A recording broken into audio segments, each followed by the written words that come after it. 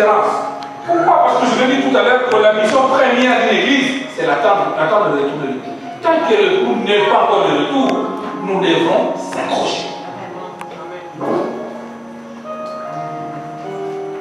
Et enfin, il nous a été dit qu'il louait Dieu avec joie.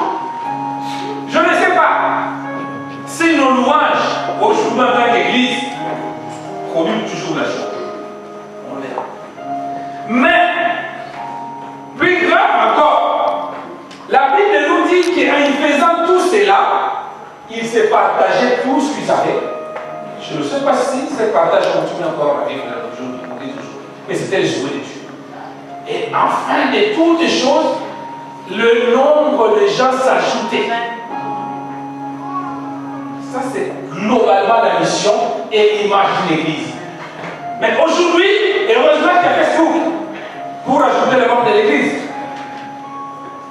Et heureusement qu'il y a des tracts pour ajouter les membres de l'Église. Mais à la base, si l'Église persévère dans l'enseignement, il loue Dieu avec joie. Ils font le partage de ceux qui l'ont. C'est-à-dire à l'Église, je me dis, quand je déveste, je vois qu'une telle personne en a qu'une, je lui donne. Quand je veux pantalon, je vois que ceux qui en a qu'une, je les donne. J'oublie, si je lui donne ma veste, demain quand il passera avec la veste, là, au lieu de me dire, tu vois, c'est ma veste. Heureusement que je l'ai donné. Heureusement que j'étais là. Et c'est ce qui fait qu'au jour d'aujourd'hui, si on n'utilise pas Facebook, si on n'utilise pas les tracts, le nombre de disciples ne s'ajoutera pas. Alors, ça veut dire quoi? Ça veut dire que le miracle que tu attends dans ta vie, tu ne peux peut-être pas l'attendre par l'émotion de main, mais juste respecter ces choses. Parce que je le disais au début, tu es attaqué parce que tu portes une cargaison de bénédiction à toi. Amen. Et le grand nombre de gens à l'église. Mais combien de aujourd'hui de manière nous les pasteurs nous utilisons pour attirer les gens de l'église? Soit il faut que j'aille aller chercher des milliers quelque part pour attirer la foule, soit fabriquer des miracles spectaculaires qui vont attirer la foule. Mais je vais vous dire une chose, tout ce qui est fabriqué est éphémère. Mais tout ce qui a été créé, dit.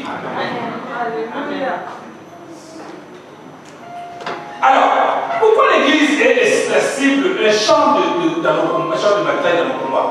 Parce que Dieu sait que dans l'église, c'est là qu'on forme, c'est là qu'on accade, c'est là qu'on transmet la connaissance et la sagesse.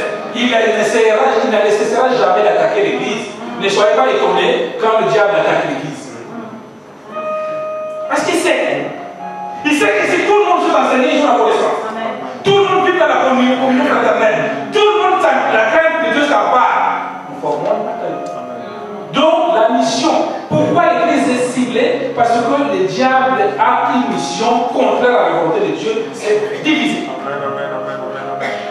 Tant que nous, le peuple de Dieu qui formons l'église, le corps de Christ, nous n'allons pas comprendre que si nous n'évitons pas la division entre nous, nous donnons un champ supplémentaire au diable. C'est pour cela que je disais, quand je parlais du domaine de la pensée la dernière fois, je disais qu'il ne faut jamais, dans les combats spirituels, il ne faut jamais se tromper du vrai cible. Le vrai cible, ce n'est pas ce frère et cette frère que tu vois à côté, mais c'est l'ennemi. Parce que quand on commence à se tirer entre nous, qui soi-disant nous sommes dans la communion, imaginez ton corps. Ma main droite s'oppose à la main gauche. J'ai envie de tenir ce micro-là de deux mains, et la main droite, la main gauche ne veut pas s'associer à ma main droite pour tenir. C'est le déséquilibre total. Amen. Amen. Donc l'église, tant qu'il gardera la mission d'être unie, sera impossible. Pourquoi? Parce que l'église n'est pas simplement le rassemblement des saints et ceux qui sont sauvés, mais l'église, c'est une arche de protection. C'est là où certaines personnes, quand ils voient dans ma famille qu'il y a trop d'attaques, je cours à l'église. Donc vous l'église, nous sommes pas n'importe qui, mais nous sommes un endroit de protection pour ceux qui sont attaqués dehors. Mais c'est quand les gens sortent de dehors, ils fuient à l'église, ils trouvent dans l'église l'attaque. Je ne sais pas si vous comprenez la liste. C'est pour ça que la Bible nous a dit, malheur, c'est nous ceux qui seraient l'occasion de chute. Parce qu'on va prendre l'exemple. Quelqu'un qui fuit un pays, l'Afrique qui est attaqué par la guerre. Il vient en France, un pays des droits de l'homme. La France a la mission de le protéger en lui donnant ce qu'on appelle un statut de réfugié.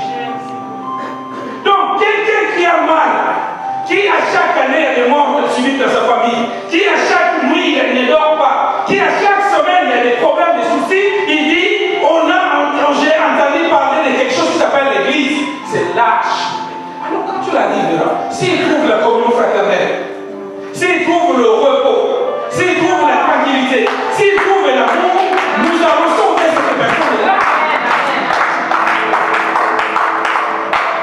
Alors, si nous les chrétiens ne comprenons pas que nous avons un rôle important à jouer dans les combats spirituels, nous ouvrons une brèche pour le diable. Pourquoi l'église est faible? Parce que l'église est divisée. Nous voyons l'image anormale de l'église. On reste sur ce qu'on appelle une dénomination. L'église est locale. Ah, moi je suis de la parole éternelle. Moi je suis de la parole islamique. Moi je suis des Christ à l'œuvre. Moi je suis des. Mais c'est des dénominations. Dans la Bible, les saintes églises qui a été dénommées, c'est dans l'Apocalypse. Même l'église des primitifs, on a dit, ah, on ne connaît même pas les noms de cette église, c'est avec nous. Mais tant que nous restons, que c'est lui qui est à ma gauche, celle qui est à ma droite, nous avons une mission commune, c'est d'ouvrir la porte à ceux qui sont attaqués. Vous savez, peuple de Dieu, il y a des millions de gens, pendant que nous avons la joie à écouter la parole de Dieu, qui ne dorment pas. Il y en a qui cherchent un endroit pour aller se réfugier. Ouvrons la porte. Tant que nous allons prendre le corps, lâche-le. Vous savez, lâche-le. Il y a des animaux qui étaient impossibles à cohabiter. Impossible. Nous venons de l'Afrique. Quand vous voyez la poule voir passer un cafard, il va contre le cafard. Mais pour ces jours-là, dans l'arche de Noé, ils ont passé un temps ensemble. Le temps d'attendre que la pluie puisse cesser. Amen. Nous avons les différents caractères. Nous venons des différentes régions. Mais ce qui nous ressemble, c'est Christ. Et quand quelqu'un comprend, nous allons éviter les derniers champs de bataille de l'Église. Mais l'Église continue à se battre. L'Église continue à se battre, à se tirer en patte. Et sa faute le met au diable. Imaginez ces personnes qui avaient les esprits qui l'attaquaient, qui est venu se réfugier à l'Église.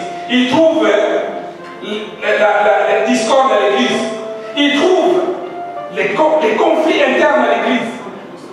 Je sais, il les savait.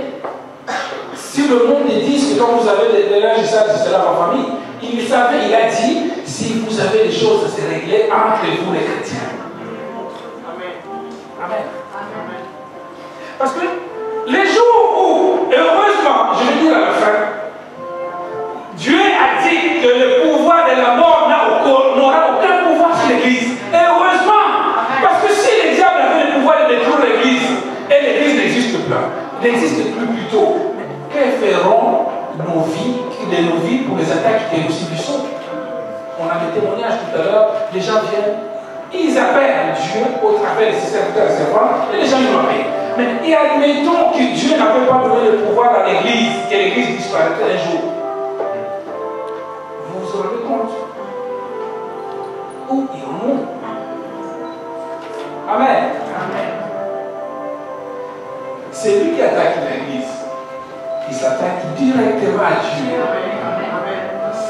Il y a beaucoup de combats qui arrivent dans nos vies du fait d'attaquer l'Église. Et une Église ne m'aime pas. C'est que nous Amen. Amen. Amen. Non. Parce qu'une Église est liée à une vision. Et la vision est spirituelle. C'est comme si on se disait voilà, va attaquer le vent et ferme le vent. Non. Quand on dit voilà, telle Église, c'est pour faire qu'on a détruit cette Église. Non.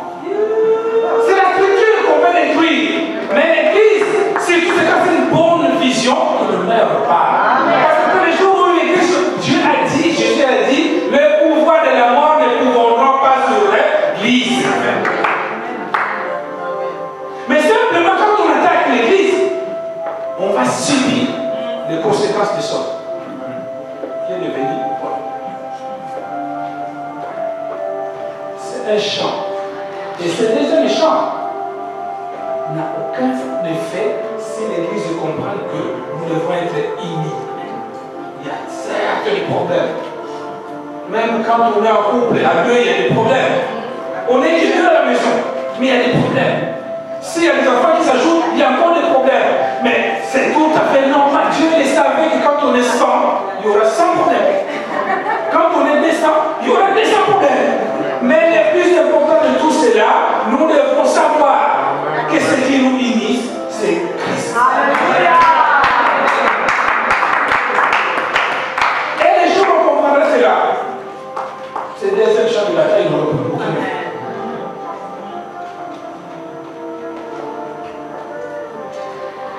Je disais, l'Église reçoit les gens, ceux qui courent derrière, dehors, attaquer, cibler. Mais l'Église, il est souvent le plus attaqué, plus que le passé. Pourquoi? Parce que l'Église dérange. Amen. Oui, l'Église dérange. Amen. Je disais à un serviteur que j'aime, un garçon que j'aime beaucoup, et il est venu le voir il y a quelques années, il dit, pasteur, j'en ai marre de travailler chez le pasteur interne. Je vais créer mon église. Pourquoi? Parce qu'il me dit, le pasteur interne, il me saoule, il me maltraite. Il ne me prend pas ma juste valeur. Je dis, je te conseille d'aller travailler chez quelqu'un comme tu es venu travailler, mais se mettre devant, créer une église, il faut que Dieu te parle. Parce que il y a des attaques, des esprits qui sont destinés directement aux leaders. Et si tu n'es pas protégé par Christ, ça va te traverser les collaborateurs et toucher le peuple. Amen. Je ne parle pas de choses spirituelles. Vous savez, quand tu étais chez ta famille, il y a des esprits qui t'attaquaient, qui te faisaient du mal. Tu fouilles dans l'arche de la paix de Dieu, tu te protèges. Mais ces esprits-là, tu crois qu'ils vont taper dans le berger qui prient maintenant pour toi? Parce que toi, tu seras en paix. Tu te diras, merci Seigneur, depuis que j'ai trouvé Dieu, ma famille est en paix. Mais ces esprits-là, maintenant, pourront changer de cible. Ça sera ce monsieur-là. C'est pour cela que je déconseille, serviteur de Dieu, de ne pas vivre la l'iniquité. Parce qu'en fait, tu n'auras plus la protection de Dieu. On est aussi ciblé par des démons territoriaux qu'on appelle, tu sais, quand on est placé sur la châtaigne, il y a des esprits maléfiques qui sont sur la châtaigne qu'on dérange. Amen. Oui. Il y a pas 7 ou 6 esprits comme ça qui est décidé. On dérange. Tu verras dans certaines villes, voilà, un bon matin, le maire se réveille et dit, je ne fais plus d'église. Mais les discothèques à côté, oui, je vais. On dérange. Non seulement le cible numéro 1 des ennemis de vos familles, mais on dérange aussi. La division. Il est impossible qu'on soit tous unanimes en tant que corps de Christ. On voit parfois même quand on marche, parfois le plus gauche veut aller plus vite, mais le pied droit un peu traîne. C'est normal. Mais c'est le corps. Et ce corps a besoin d'harmonie pour devenir ce qu'il est aujourd'hui. Tu as un rôle. Peut-être que tu es le paupière de l'église, du corps de Christ. Tu te diras peut-être que je ne sers à rien. Non! Va voir ceux qui ont le cancer, par exemple, les paupières tombent, les cheveux tombent. La poussière rentre directement, la paupière rentre pour le rôle du paraclet pour la poussière. Quand tu écris la poussière s'arrête. Dieu, tout ce qu'il a créé dans le corps de Christ, dans le corps de l'homme, a un sens. La division arrive parce que quand on se sous-estime parfois, je dis, moi je suis de l'orteil gauche. Tu sers à quelque chose. Demande aux jeunes filles quand tu mets le vernissement de l'orteil gauche, ça ne donne pas le même aspect. Si tout le monde dans le corps n'est que le cerveau, ça sera quoi?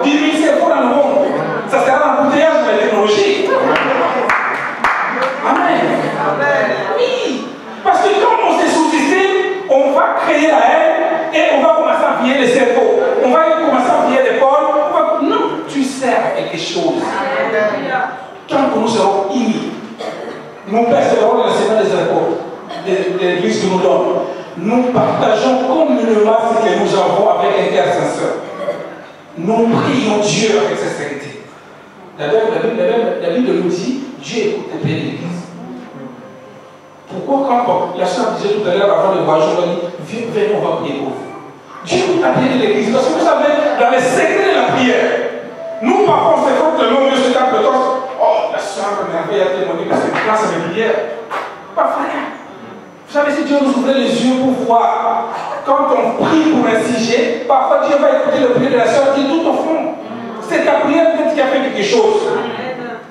Amen. Mais il ne nous dit pas que voilà, tel résultat c'était par rapport aux prières de telle personne pour éviter l'orgueil à nous. Mais Dieu dit globalement, j'écoute la prière de l'Église. Quand l'Église est unie, nous élevons Dieu avec sincérité, la terre et le ciel tremblent. Gardons l'unité.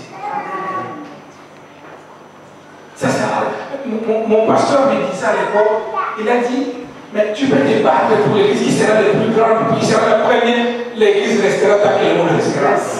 Il m'a dit, moi je partirai. Ceux qui se battent aujourd'hui, ils partiront. Quand l'Église n'est pas encore réunie, l'Église existera. Travaillons chacun. Apportons ce que nous pouvons apporter chacun à ce monde pour éviter ces combats. Nous avons déjà assez de combats dans nos vies. Amen. L'Église a un rôle pour protéger, pour nous former, nous protéger.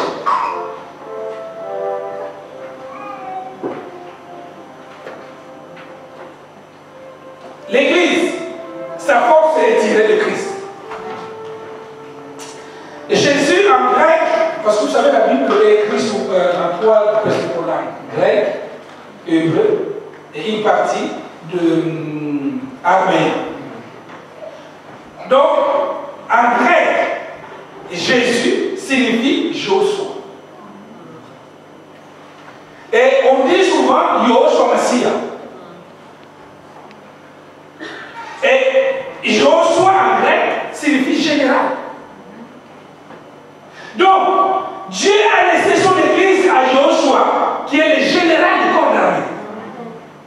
Alors, si il y a un combat quelque part, c'est clair, qui fait le plan de combat, c'est le général.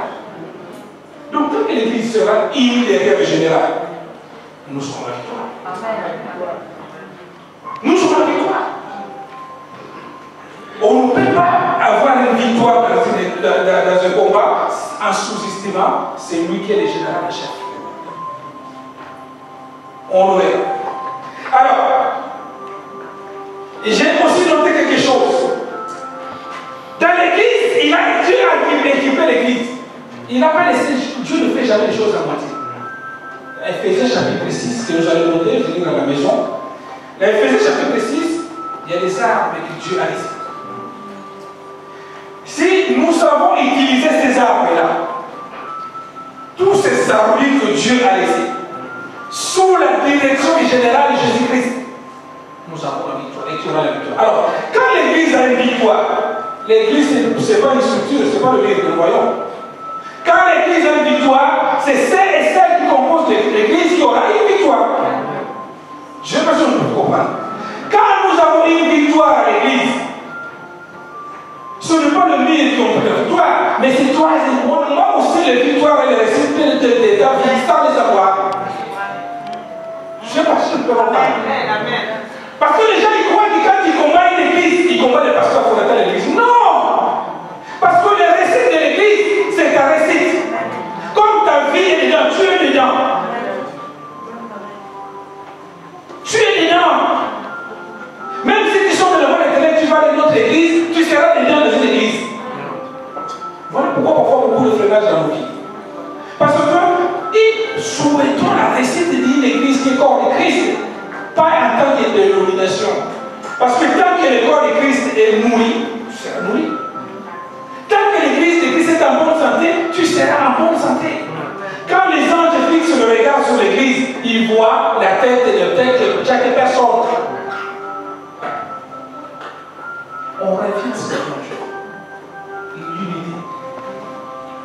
l'arme efficace pour surmonter tout ça. Il nous a donné ces armes, comme je l'ai dit. Mais la meilleure des armes, parmi les armes que vous allez lire dans Éphésiens chapitre 6, c'est la parole et la prière.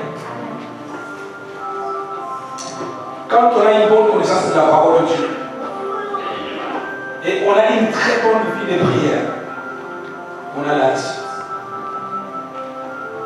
On peut manquer la vie de jeûne de prière, la vie de jeûne.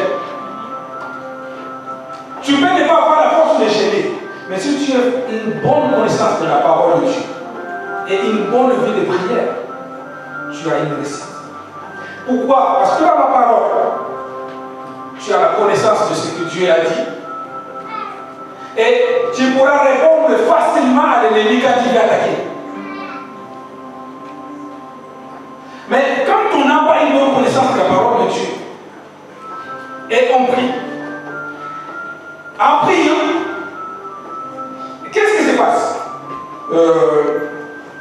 La bonne prière, c'est un secret spirituel que je vais révéler. Je ne sais pas si vous le savez. Nous prions, nos paroles passent par la bouche et ça sort. Et ça donne plus comme ça. Seigneur, Amen. Mais si les paroles passent par la bouche, la Bible nous a dit, de la même bouche que nous prions, nous bénissons, la même bouche que nous maudissons.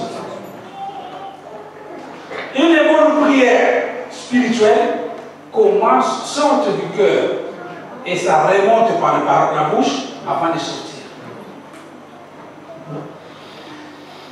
C'est cette prière-là que le Seigneur exauce. Dans 2 Rois, l'histoire de Mont Carmel, Élie se trouve tout seul face aux 400 prophètes de Baal. Pour ceux qui lisent la Bible, ils connaissent l'histoire. Les 400 prophètes de Baal, ils ont invoqué Dieu, l'air de Dieu, avec un petit dé.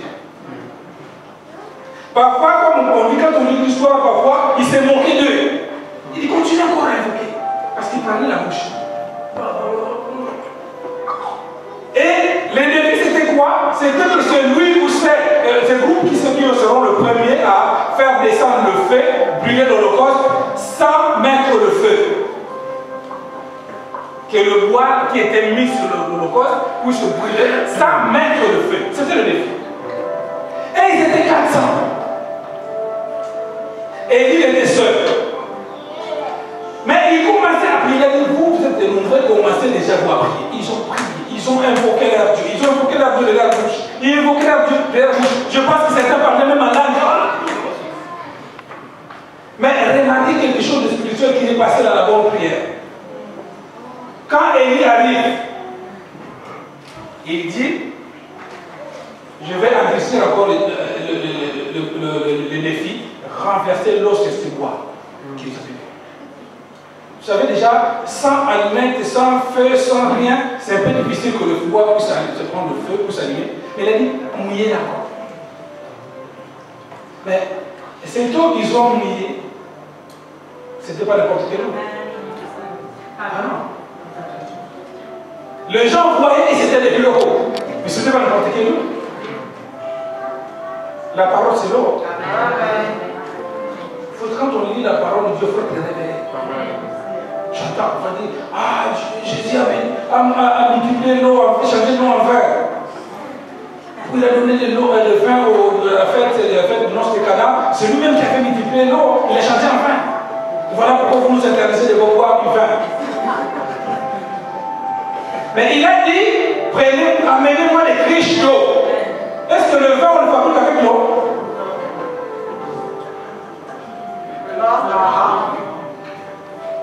Le vrai vin pour vous qui aimez le vin. On le fabrique avec l'eau, mais avec le fruit des raisins. Mais la Bible dit, Jésus a dit, amenez-moi de l'eau, des criches d'eau. Mais ce n'était pas n'importe quelle eau. Et comme il est Dieu mystique, et qui était iniqué là, ils ont mis de l'eau, en fait c'était de l'eau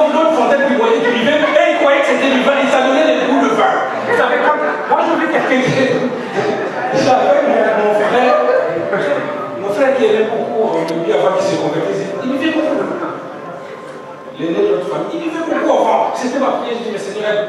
Alors il y a un moment, il sortait, il rentrait le soir vers 23h à la maison.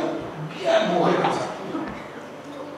Et nous, on les regardait, on prie. Je prie, il faisait le moment auquel je laissais aide mon frère. La même personne qui rentre la nuit, il ouvre la porte. Je le vois. Donc lui, dans son esprit, comme il était bourré, quoi qu'il y avait un trou. Il s'est poussé. Jusqu'à un moment, il recule. Vous savez, quand on est bourré, et on était mort. Le lendemain, quand il vient le vieux, on dit, mais Yaya, quand il n'y avait pas de tout. Je faisais quoi? Je me sauté pour eux. Donc en fait, ceux qui étaient dans la fête, ils étaient tellement enivrés, on les a ramenés l'eau, bien prié avec l'onction, ils croyaient que c'était du vin. Dieu ne peut pas se contredire. S'il dit n'apportez pas malheur à celui qui fait voir son projet pour voir sa divinité, il ne peut pas se contredire à donner du vin. C'était de l'eau.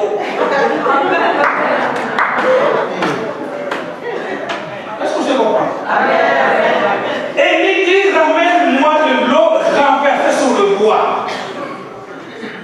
Mais quand il a renversé l'eau sur le bois, lisez bien ce chapitre-là, je crois que c'est 1 roi, 2 roi 17 ou 19. Il a dit, avant de commencer à prier, il a d'abord rétabli l'autel. L'autel, c'est quoi? C'est ton cœur.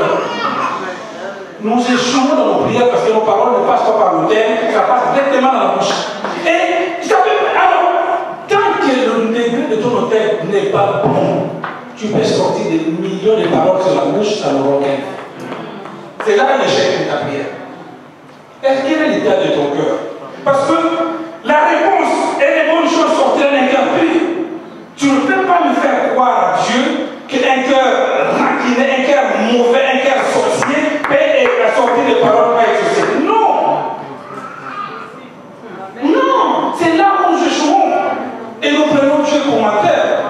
C'est pour cela, à chaque fois que nous voulons déposer une offrande spirituelle, qui passera par la bonne prière doit passer par le cœur. Tant que ton cœur ne sera pas bon, tu peux rester longtemps dans la prière et rien ne se passera. Rien. Et il a dit, rétablir d'abord l'autel. Et quand il a rétabli l'autel qui est le cœur, il a juste invoqué, et la Bible dit que le feu est descendu, il a tout consumé. L'église, quel est l'état de cœur? Nous prions beaucoup. Moi, quand je vois partout le nom de Dieu tel qu'il est invoqué, surtout chez moi dans le pays. Mais si vraiment l'autel était stable, était bien, Dieu est descendu. Tu veux que Dieu descende à ta vie? Tu veux que Dieu agisse à ta vie? On nous trompe parfois par beaucoup de choses. Je les crois que c'est par l'émotion de main seulement. Non! S'il a dit que tu restes dans ta chambre, tu fermes, tu invoques Dieu dans les services que tu es, Dieu va descendre. Mais parce que l'état de nos cœurs n'est pas bon. Parfois, on ne pense même pas à vérifier l'état de nos cœurs avant de rentrer en prière. Dieu est juste. Amen. Amen. Il est juste. Amen. Essayons de rétablir l'état de nos cœurs. L'église, que le cœur soit stable. Et nous verrons les résultats. Nous verrons ce que Dieu est capable de faire avec la prière. La prière, c'est une arme efficace. La prière est une arme efficace. Moi, je vis des gens, les choses se transforment par la prière et la parole. Ce monde qui existe a été installé par la parole. Nous n'avons pas vu aucun tournevis ou matériel que Dieu a fait pour fixer le ciel. Mais il a dit que la parole soit la lumière. La lumière est là. Et il a dit, si vous croyez en moi, vous êtes capable de faire au-delà de ce que moi je fais. Quel est l'état de l'auteur de ton cœur? Il y a un moment, arrêtons de prier. Passons plus de temps à purifier nos cœurs. Passons plus de temps à régler le monde. Cet homme-là qui va se présenter à Dieu, ce missionnaire qui va se présenter à Dieu avec un cœur bien nouveau avec des problèmes. Tu passes. Nos paroles sortent, qui passent par la bouche. Ils ne traversent pas le cœur. Or, c'est là l'écho. C'est là où la connexion. Fais cette expérience-là, nettoie ton cœur. Plus de problèmes avec Dieu, plus de problèmes avec les gens, tu prieras, ça l'impression que tu vas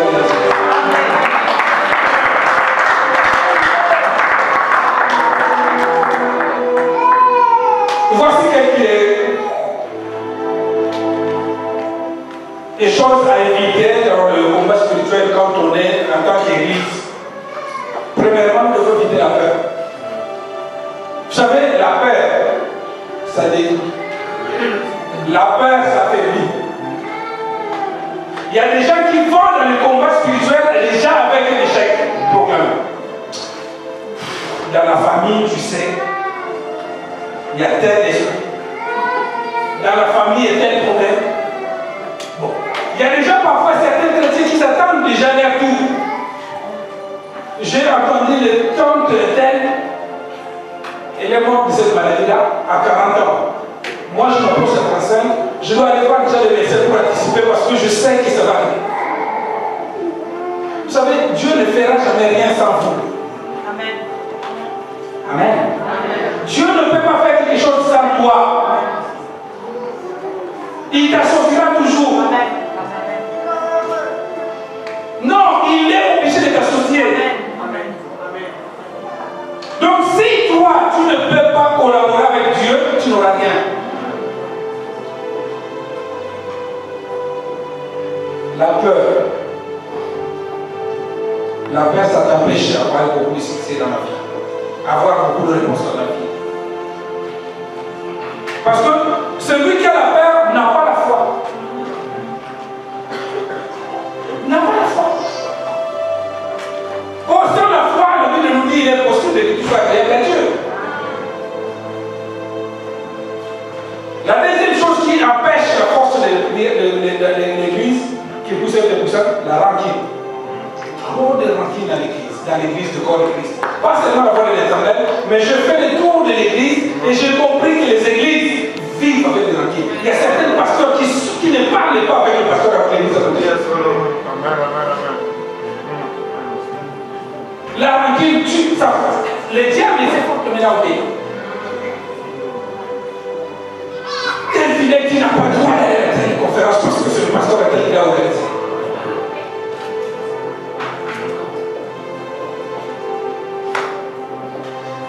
J'ai ma cousine, il y a 20 ans, je ne parle pas avec ma cousine.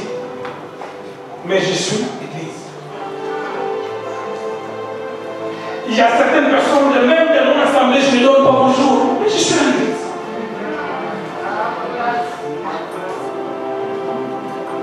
Je suis là, veillé, je suis là. Retraite, je suis là. Campagne d'évangélisation, je suis là. Dieu ne me voit pas.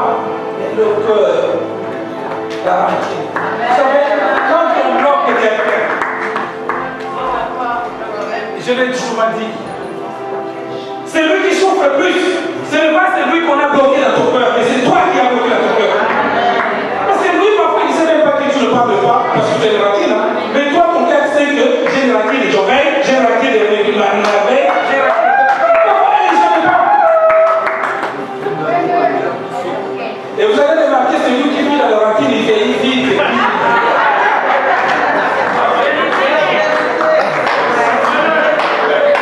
Vous allez voir comment le demander, il a que 35 ans de vie.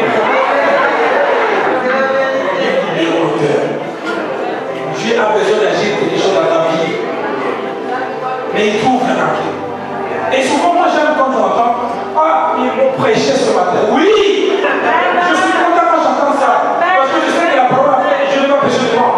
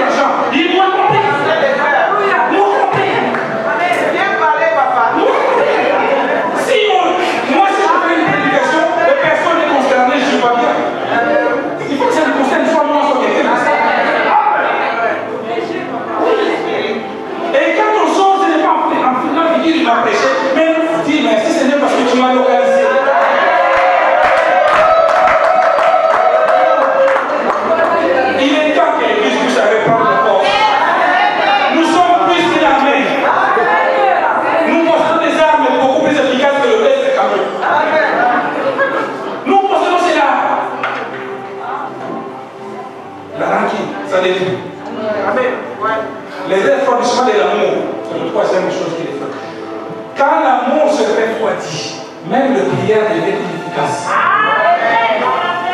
Je ne peux pas prier pour quelqu'un où j'ai à peine l'amour. Et je t'aime beaucoup, hein, pasteur. J'aime beaucoup, hein, tu sais. Mais il faut de mon cœur. Non. Et je vais te rassurer. Le temps est court. C'est pour toi et moi qui vivons ces choses-là.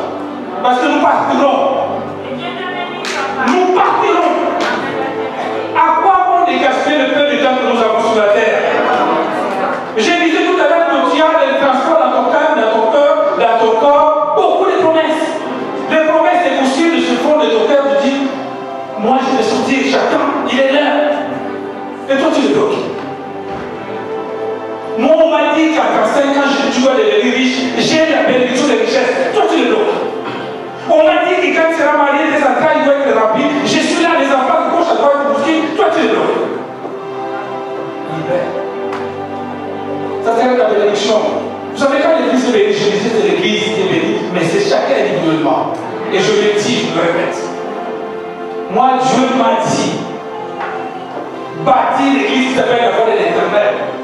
Et dans cette église-là, il m'a donné comme consigne, tu ne peux pas recevoir un fidèle, dira un an sans rien recevoir, c'est pas moi. Pourquoi tu es là depuis des années?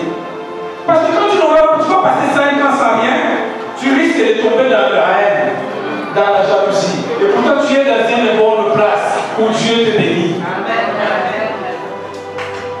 Non. L'iniquité, ça détruit la prière de l'église. L'église vit trop dans les choses interdites, les péchés. Et il y a certaines églises sur l'égalité des péchés. On prêche tout sauf la sainteté de l'église. Ah non. Une église où on ne vous prêche pas le retour de Christ, l'enlèvement, la sainteté, la sanctification. On vous prêche que la bénédiction, comment s'aimer, comment recevoir, fouiller. C'est des commerçants spirituels. C'est des commerçants spirituels. Une église est l'image de Christ. Et Christ est saint, saint, saint. Donc, normalement, on doit parler de la sainteté de l'église. Parce que l'enlèvement, on ne va pas attendre avec le cœur tordu. Non. Nous devons fuir l'iniquité. Vous savez, il y a certaines choses, la fuite n'est pas une honte. Quand vous voyez qu'il y a un danger, fuyez. Quand vous voyez que cette Bible-là, il est mauvais, fuyez-lui. Quand vous voyez que cette fouteur-là, il est mauvais, fuyez. C'est pour ta vie. C'est pour ta vie. Amen. Amen. Le manque de discernement, ça détruit. L'église vit beaucoup aujourd'hui. Il marche comme des aveugles. Certaines églises, au fait, ils vivent comme si c'était dans le monde. Vous savez, les songes que nous voyons, c'est un message qui nous passe. Ce sont des messages que le Seigneur nous prépare pour nous éveiller, pour nous orienter. Un chrétien doit savoir discerner ce qui se passe dans sa vie. Pour éviter de se poser des questions et tomber dans le piège de l'ennemi. Les chrétiens vivent aujourd'hui comme des païens. Non! Un chrétien doit avoir le discernement quelles ces choses je traverse avec Dieu. Parce que quand je sais que le Seigneur m'amène maintenant à l'hiver spirituel de ma vie, je me mets le manteau. Le manteau, c'est la protection, je le couvre. Quand c'est la saison d'été, spirituellement dans ma vie, je sais que maintenant je peux tranquillement exposer ma grâce et ma bénédiction. Je me peux. Il y a un danger, un chrétien qui n'a pas de discernement. Tu vas tomber dans les guet-apens du diable. Ils vont t'inviter, tiens, nous aussi on prie, on a une série de maisons, on a prié à la maison, tu vas arriver là-bas, tu rentres après la délivrance, j'ai mal. Non, même les disciples ils posaient la question avant d'y aller prier pour qu'un chrétien ne va pas qui va être. Il y a des invitations qu'on t'invite, prie le Seigneur. Quand tu n'es pas convaincu, même ses cousins qui l'ont invité, n'y va pas. Je sais ce qui est bon dans nos vies. Le discernement d'esprit. Il faut travailler sur ce domaine-là. Un chrétien qui n'arrive pas à discerner les choses qui se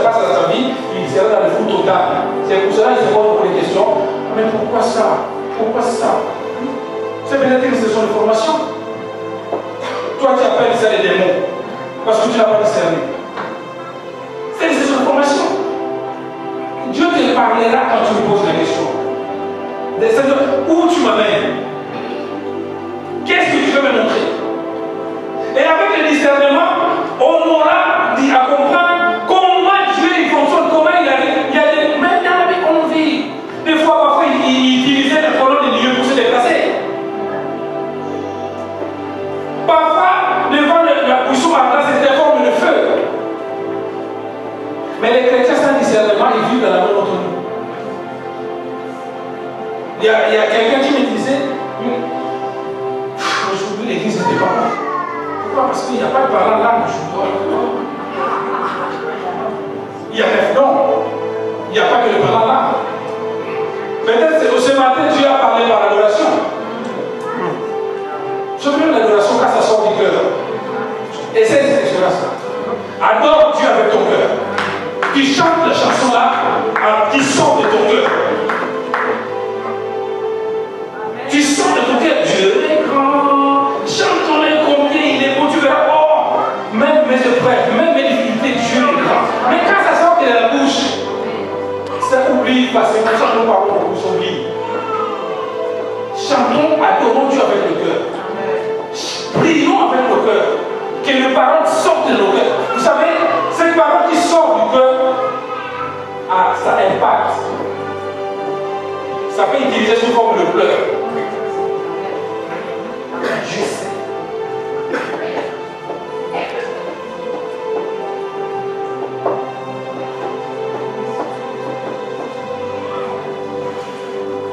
Si Dieu t'a créé, il m'a créé, premièrement c'est pour l'adorer.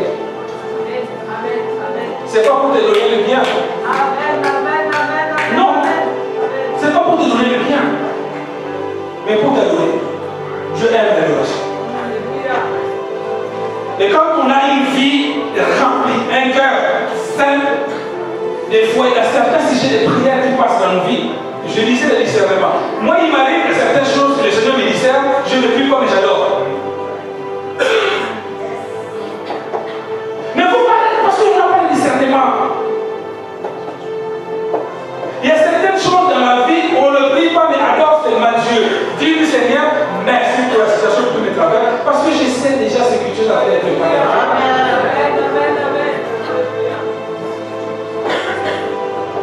Amen. Amen. Si nous arrivons à comprendre la vision de l'Église, ce champ sera fermé pour le diable.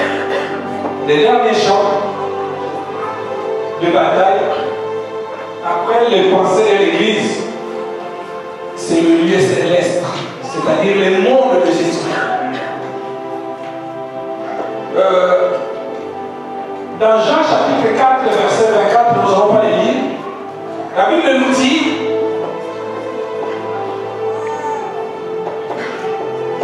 Dieu a tant aimé le monde qu'il a donné son Fils unique afin qu'il comprenne en lui. Amen.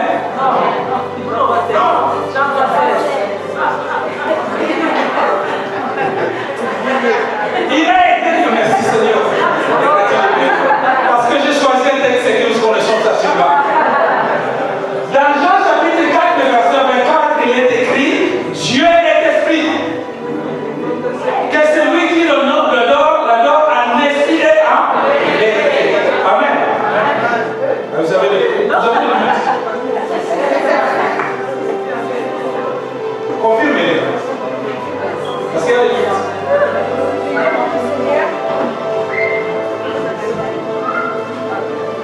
Dieu est esprit et qu'il faut que ceux qui l'adorent en esprit et en vérité. Vous avez Amen. disons Père maintenant.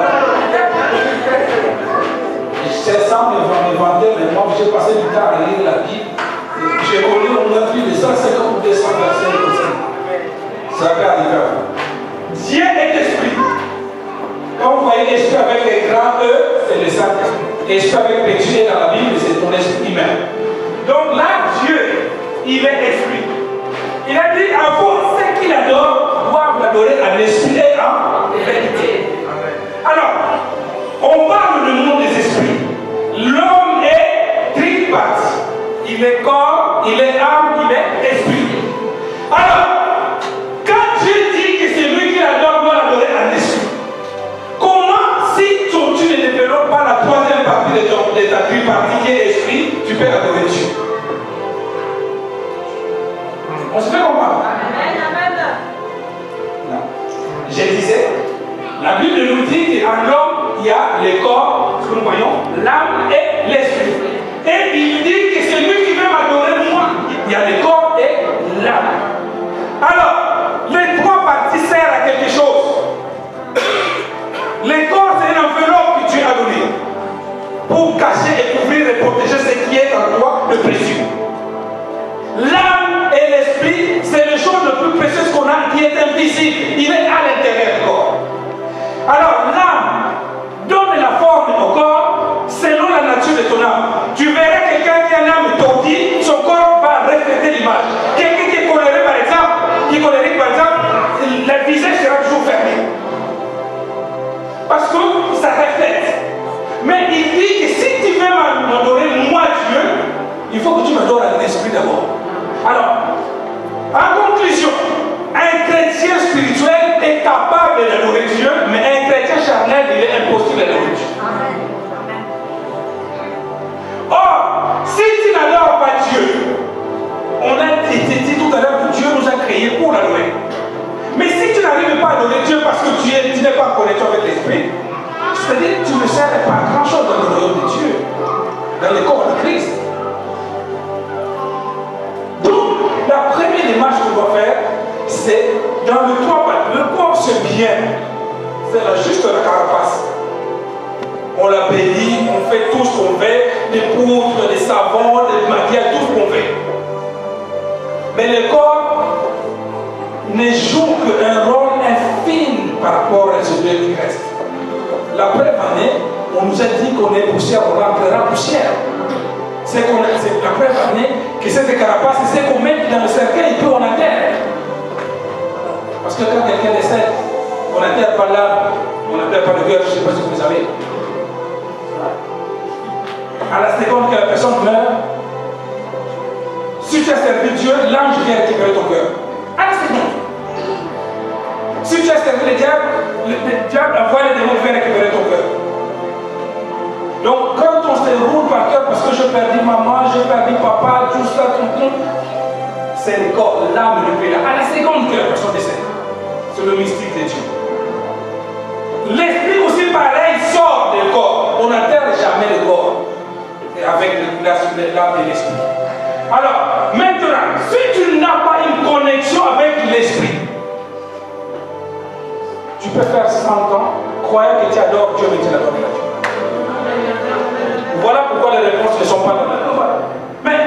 Mais ce sont des combats spirituels qui se passent dans le monde des esprits. Il faut être esprit pour aller récupérer ceux qui sont dans le monde des esprits. Quand on fait ceux qui sont partis sur le féticheur, sur le marabout, sur les gars, tout ce que vous voulez, ils vous diront une chose, ils t'écoutent ce que tu viens de déclarer, après il te dira, je vais invoquer les esprits.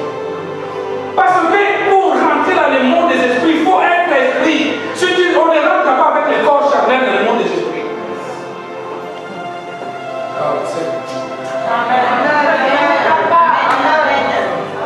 Tant que tu restes corps là, charnel, tu ne peux pas les déclarer et récupérer les choses qui sont bloquées dans le monde spirituel. Il y a Daniel dans la Bible nous a dit qu'il priait Dieu. Il a fait la demande de prière. La Bible nous dit que la demande a été exaucée 21 jours. Mais c'était bloqué dans le monde des esprits. Si Daniel n'avait pas de yeux spirituels pour comprendre que sa demande a été exaucée, ça fait 21 jours. Il s'allait rester là-bas. Il y a certaines choses que tu as demandées. Ça a été délivré déjà, mais c'est bloqué dans le monde des esprits. Dieu, il est au 7e siècle. Et le trône du diable est au 2e siècle. Il y a des mondes au-dessus de nous. Donc les demandes de Daniel est descendu. Dieu a libéré au 7e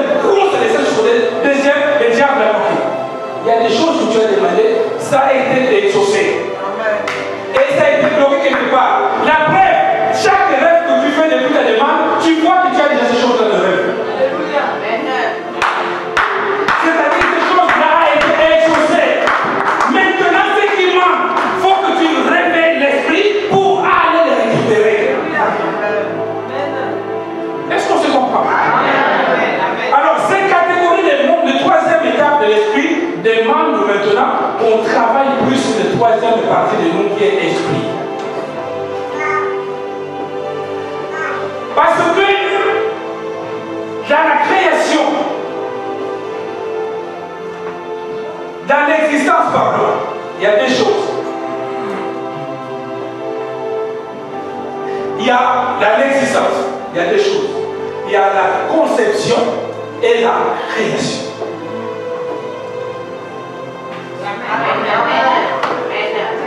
Moi j'aime quand on parle de mon ventre.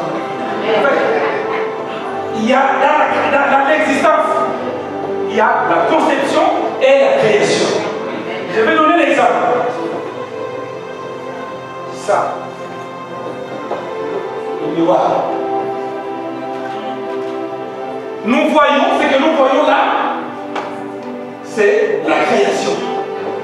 Mais avant que le miroir devienne miroir, il y a, les ingénieurs ont commencé par concevoir ces miroirs, donner une forme. Les matières qu'ils ont utilisées pour cela. Même, je bénis les seigneurs au jour du passage, notre pasteur Roger, c'est son anniversaire et le 12 novembre en plus, le Seigneur bénisse en plus. Il a été créé selon l'homme. Souvent quand on demande, depuis quand il existe sur la terre, lui dira le 12 novembre. Moi je dirais le 23 mars. La telle personne il dira le 27 juillet. Et ainsi de suite. Mais ça, c'est la date de la création de l'homme. Mais Dieu existe avant les dates. Le pasteur Roger existe avant les 12. Parce que même quand Dieu dira, il dira, j'ai créé la terre. Ça c'est la création. Mais le monde existe dans le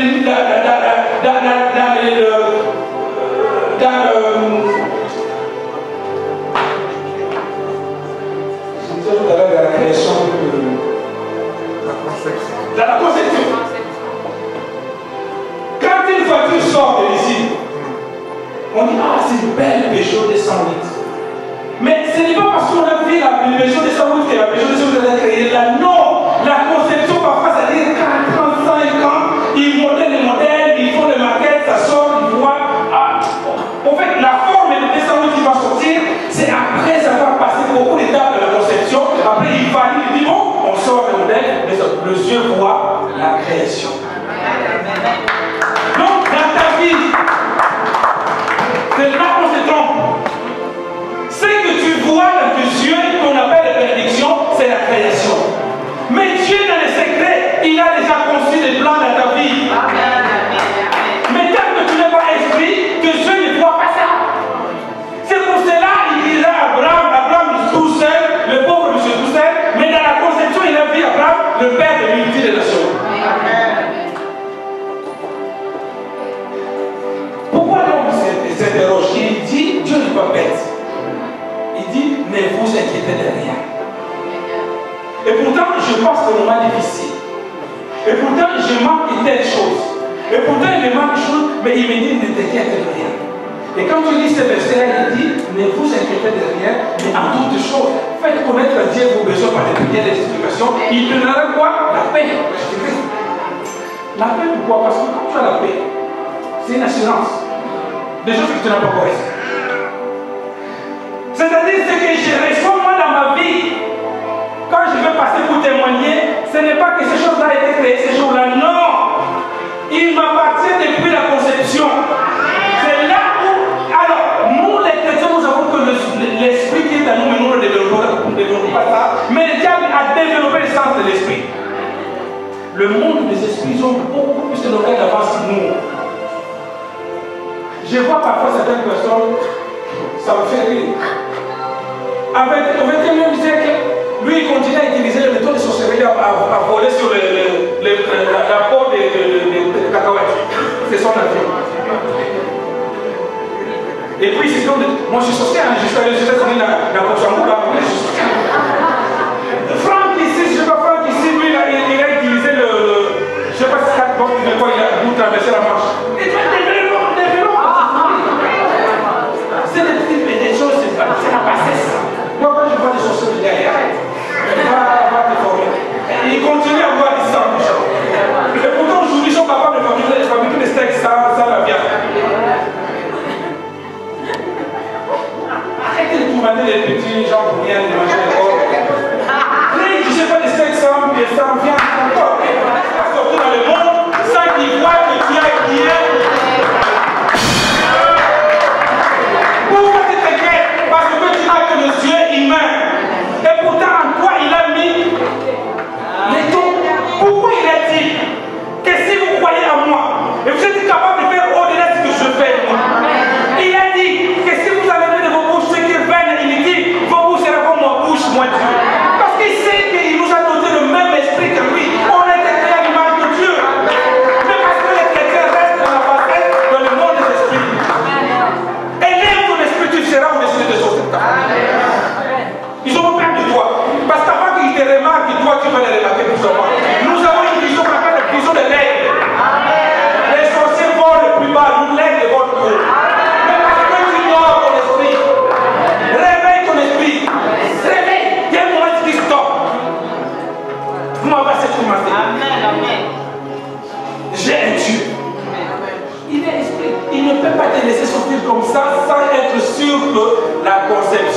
est bon.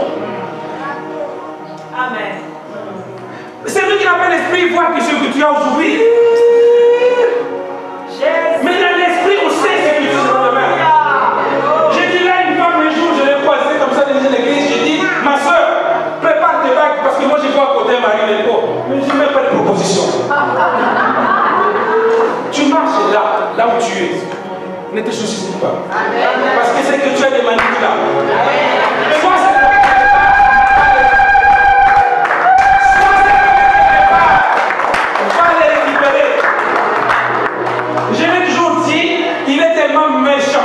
le diable ne viendra jamais te dire, tiens, tes enfants, je les gardé depuis 15 ans, tiens, il te dira jamais.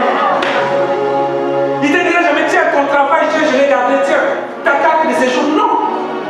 Le parole, il a dit, là où tu voudrais ne pas trouver, je te donne. Avant qu'il te permette que tu arrives, il a déjà préparé.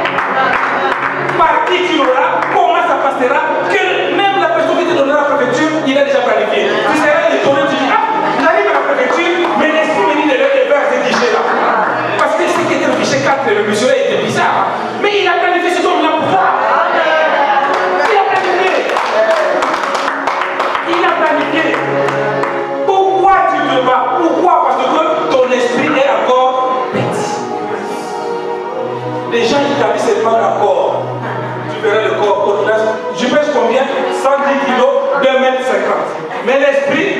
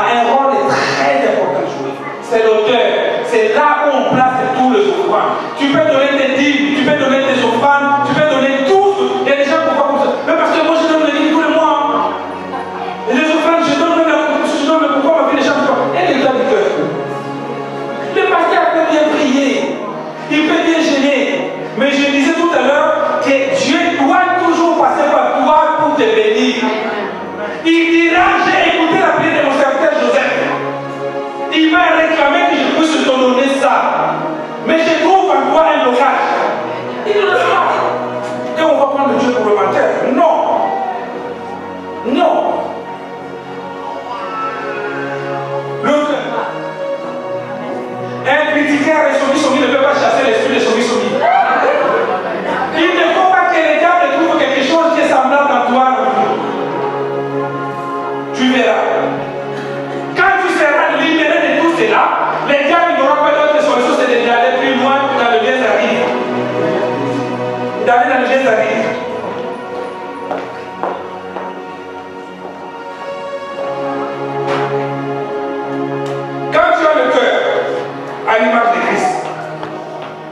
l'autorité de Christ à toi, la puissance de Dieu, tu verras. Tu seras comme je le dis dans la Bible. Vous marcherez sur tout autre et aucun esprit ne fera pas. Alors, je vais arriver à terminer maintenant. Il y a des choses qu'on ne doit pas comprendre. Ne laisse pas ton esprit s'enfermer quelque part. Comment on peut fermer ton esprit quelque part? C'est-à-dire, il ne faut pas accepter que le diable, parce que vous savez, le diable, quand on veut les chasser, il négocie toujours. Il a du mal à libérer la chose qu'il avait bloquée, la personne qui avait bloqué les années, il négocie toujours. Il dira dans l'histoire des poissons qu'on avait chassés. Il dit, ne nous jette pas là-bas, mais est-ce que tu ne peux pas nous laisser quelque part? Je le dis, je le répète, les cesser de faire la négociation, on le fait en politique, mais pas en esprit.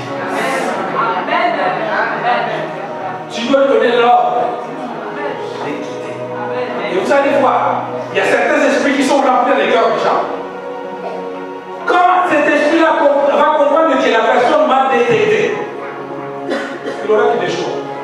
Soit il fuit. Tu vois pas. Mais pourquoi ça tel me fuit, tonton tel me fuit, mais parce qu'il a senti que ton esprit l'a détecté. Et il est dangereux d'aller faire des négociations. Il y a certaines personnes là, il faut les libérer quand tu vois qu'ils les quittent la vie. Libère les gens. Parce que c'est Dieu qui les a libérés.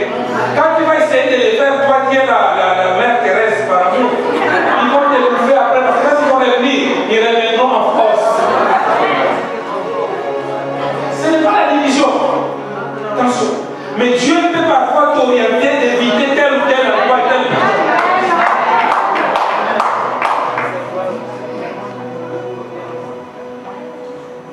Amen. Amen. Parce que là, maintenant, quand je parlais, les mondes des esprits, ils sont en colère avec moi. Mais moi, je me dis, ils me connaissent. Amen. Au nom de Jésus. Amen.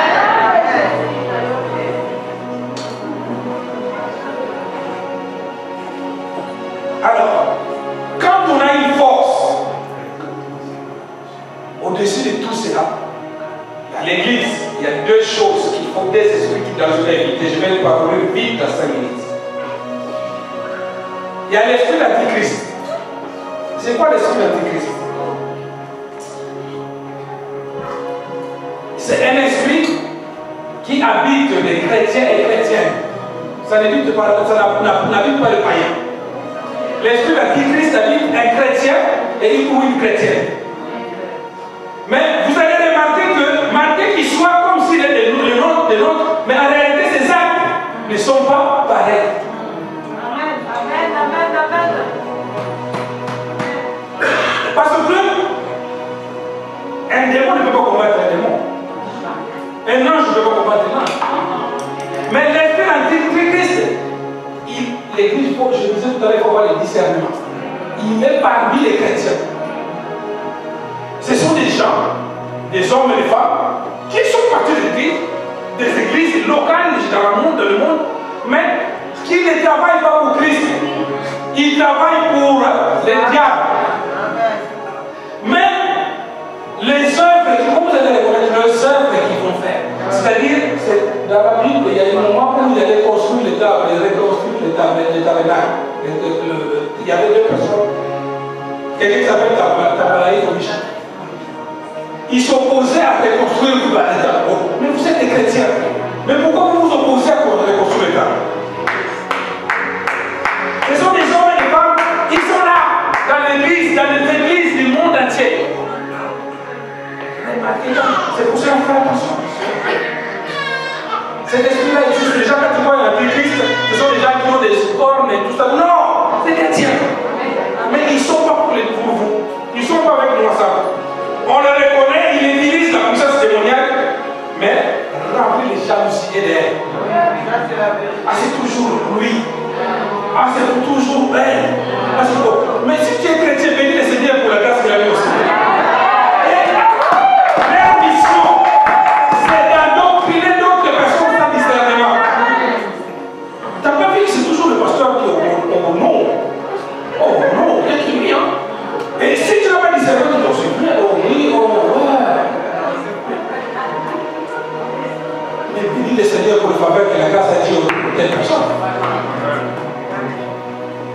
Ils sont remplis de haine et de jalousie. Suis bien les propos, mais les propos sont comme ils s'émasquent. Parce qu'ils ont peur de se démasquer.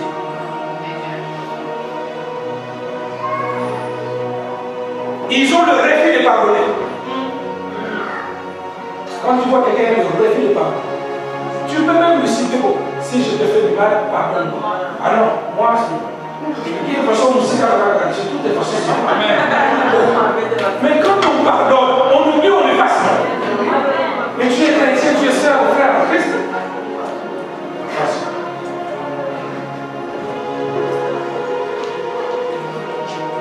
Il utilise la division.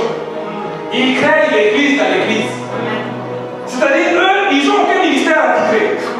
Mais ils appellent dans ce coin, ce que le pasteur a prêché. Tu sais, normalement, c'était comme ça. Mais les versets, la révélation, c'est moi qui l'ai donné. Et quand Dieu m'a parlé, on n'était pas deux. Et comment tu t'es arrêté? Et toi, tout-même, tu dis, oui, on se fait ça, c'était comme ça.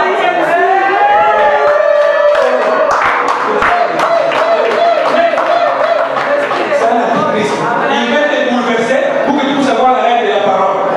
Et prochainement, quand les pasteurs me sont au moment où j'attendais l'explication de l'unité, c'est ici que ça se passe.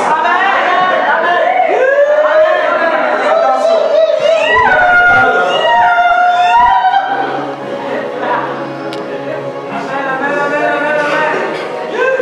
Pour l'arrêter, c'est ça. Il suffit de le dénoncer. Tu dis non, sœur, frère, non. Mais allez voir le pasteur qui l'a prêché. Tu dis, ah non, moi je suis vraiment tout ça. Le deuxième esprit, c'est là où je peux conclure, l'esprit de Jézabel. Celui-là, l'antichrist c'est Jézabel, ça dit. Jézabel, souvent on va les catégoriser seulement aux femmes. Les Jézabel, c'est un esprit qui touche les hommes et les femmes. Certes, beaucoup plus de femmes, mais les hommes aussi.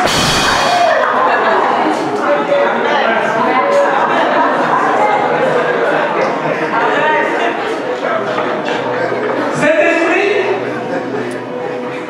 c'est une sorcellerie débridée. Qu'est-ce qui est rempli l'esprit de Jézabel? C'est un sorcier débridé. Il fait comme. Voyez comment ça fonctionne. Je sais que j'aurai la guerre avec le ennemi, mais ton nom de Jésus.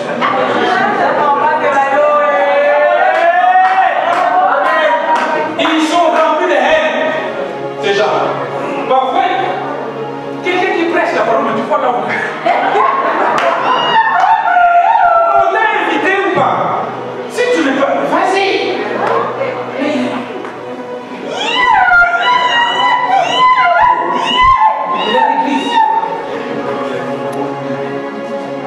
Il est rempli de haine et une autorité démoniaque. En fait, son autorité. C'est à peu près comme l'antichrist, mais Jézabel, lui, il essaie d'avoir un sous-groupe qu'il dirige. Mais sans être donné le pouvoir, il a ses disciples.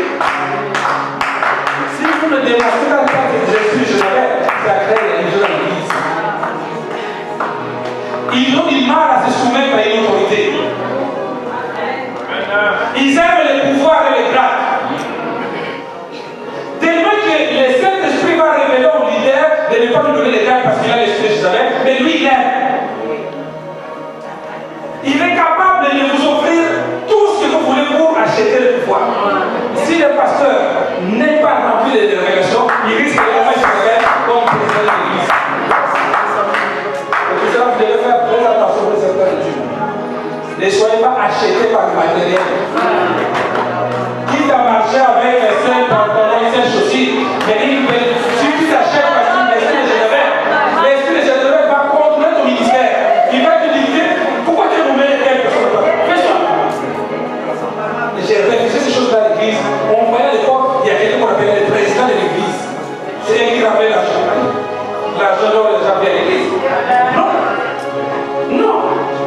Il va t'embellir des cadeaux.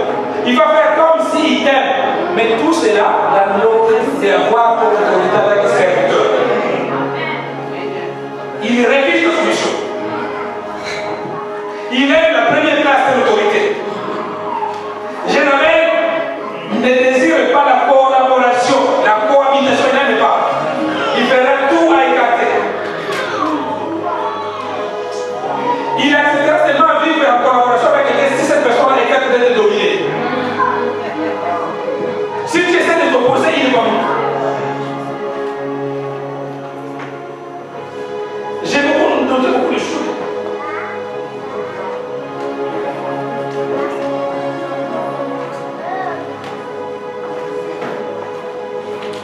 Alors, il est rempli de vertu. Parfois, il te haïsse, mais ça motive.